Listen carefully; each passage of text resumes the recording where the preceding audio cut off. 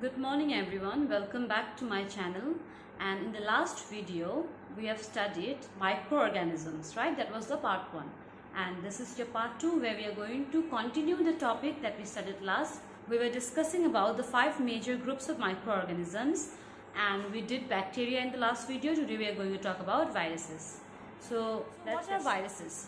Viruses are a kind of microorganisms, and the word virus, it generally means poisonous liquid.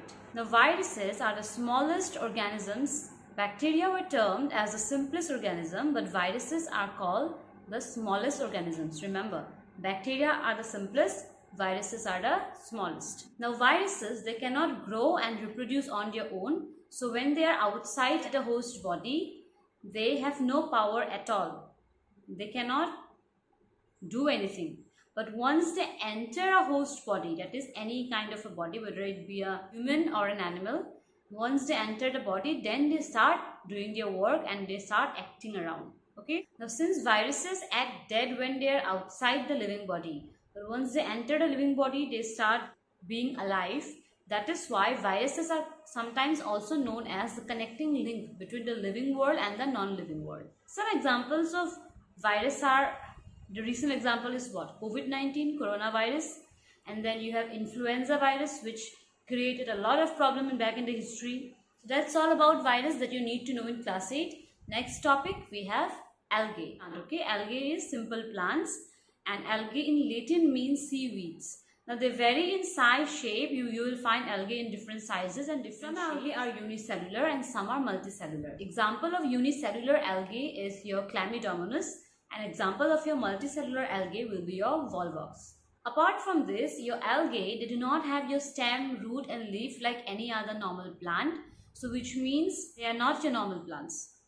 But even they do not have all this thing, they can still make their own food because algae are green in color. So they can make their own food through photosynthesis because of presence of chlorophyll in them. And examples of algae are, we have discussed few seconds back, Chlamydomonas, volvox, Pyrogyra, all these are different examples. That's all for algae. First one was bacteria, then we had virus, then we had algae, and then number 4 we have fungi. Number 4 is fungi. Now fungi is a group of diverse organisms, but they do not have chlorophyll unlike your algae. So that means they cannot make their own food, they will depend on other organisms. Generally, they take their food from dead and decaying. So they grow on dead matters or decaying matters. Just example will be a mushroom. The fungi may be unicellular or it may be multicellular also. Example of unicellular fungi will be your yeast. An example of multicellular fungi will be your mushroom. And as you know, we have consumed both yeast and mushrooms, right? Yeast you find in bread, pizza, these are all made using yeast, and mushrooms, so we all enjoy it. Examples of fungi are yeast, mushroom, penicillium. One more point I forgot is that fungi grow in dark, moist places. Okay. Then the last group of microorganism is protozoa. Now protozoan, P-R-O-T-O-Z-O-A-N, means the first animal.